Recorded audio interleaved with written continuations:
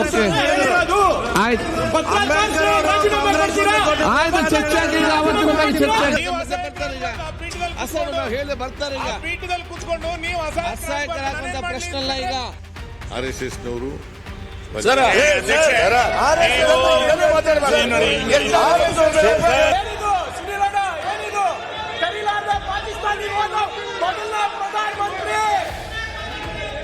ಬಿರಿಯಾನಿ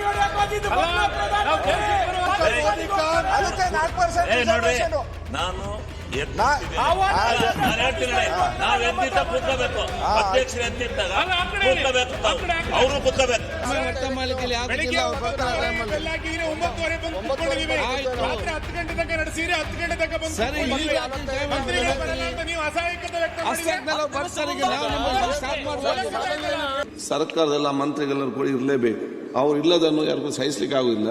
ಈ ಸರ್ಕಾರದ ಮರ್ಯಾದೆಯನ್ನು ಮಂತ್ರಿಗಳೇ ತೆಗಿತಾರೆ ಅಷ್ಟೇ.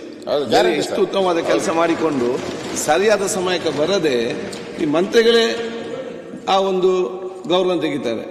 All the MLAs are elected members who are respected by the society, and they are not only represented here in the legislative house to make the legislation discussion on the different subject of the state. They should be an inspiration model for the younger generation also.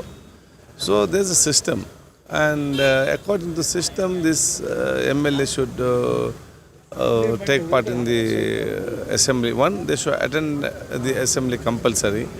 Second thing, there is a rules and regulation of the assembly. They should follow that. I can understand emotionally or sometimes politically that spontaneous something issues happens, but they should understand their responsibility and they should work to the better